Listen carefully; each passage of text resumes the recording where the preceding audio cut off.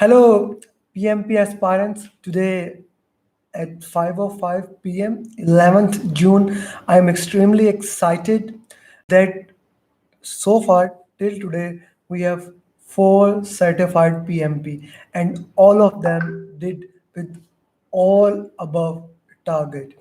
One of my student is right now in the center and I'm extremely hopeful that she will also get all above target and then we will have 76 PMP in 2021. Now that fills my heart, but the most important thing that I want to share with you guys is that PMP exam is just like a roller coaster ride. It keeps on changing. You cannot take one roadmap from one certified PMP. Like I have seen so many people say that I passed PMP in 2 weeks and this is the best way you can prepare. My answer to that is yes as well as no. Watching journeys, learning from other people can give you some insights. For example, anyone who has given in the center can give you insight how you can expect things in the center. And similarly, anyone who have given exam in the home can give you insight how you can basically accept all those 60 questions and those breaks, the framework of questions. But the real PMP exam is entirely different for everyone. Machinder just cleared PMP exam and he's one of the best student I have ever had.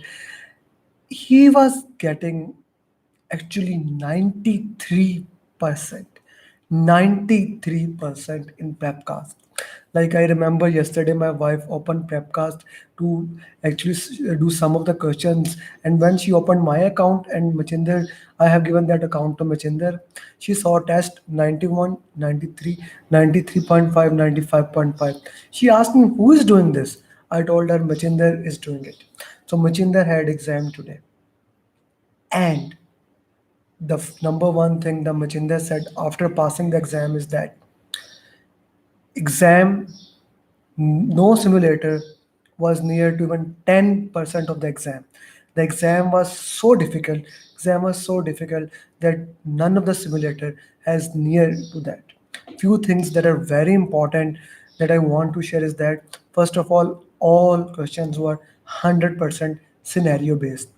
My mocks, Cardiff mocks, and then Wagday, Ray, Andy Ramdayal, and the Prepcast. I bought everything for all my students, especially for my one-to-one mentor program students. Machinder was basically student of my mentor program. So he has done all of them. And still, his point was that no mock was near to the real exam. Why I want to share that? To make you terrified, to make you afraid from exam? No, no, no, no. That is not my style. My purpose is that you understand the real PMP exam. If anyone says that they give you guarantee 100% you can clear exam, it is practically impossible. Your PMP exam is entirely different for every student.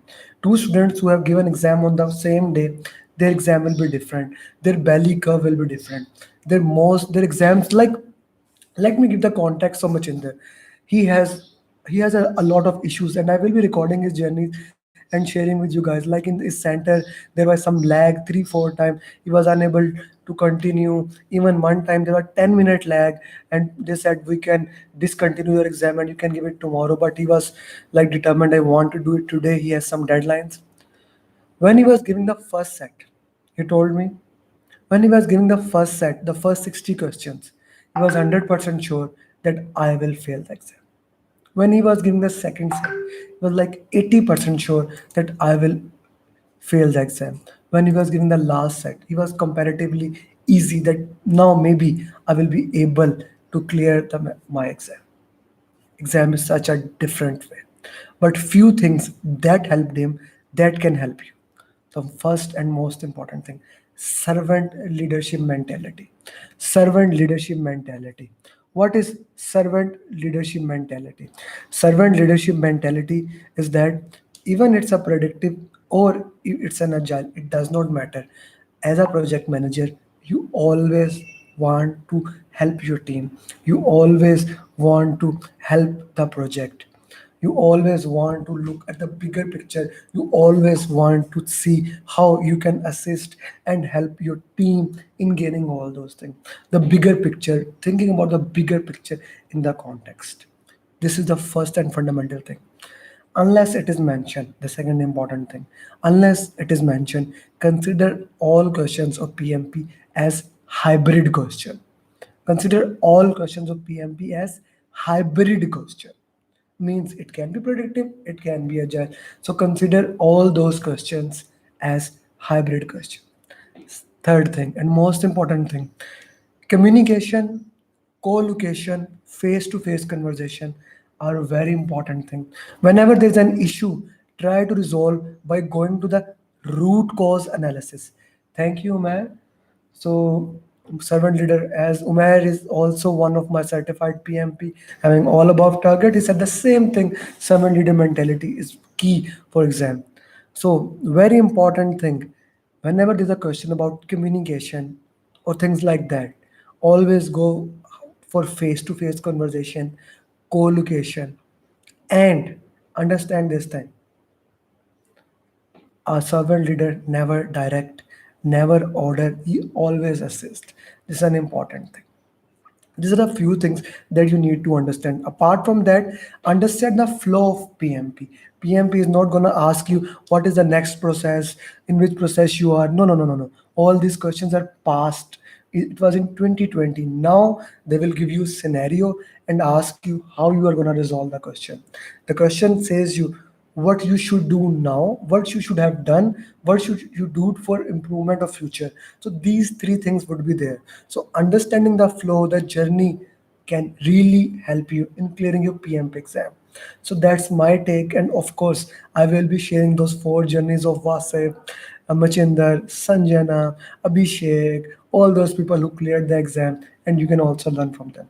And as always, if you have any question, you can always text me or email me. Thank you very much. Thank you very much for attending and become certified PMP in the minimum possible time. And when you do tell me. I would love to record your journey and share it with everyone so that everyone else can learn. Remember, each one teach one.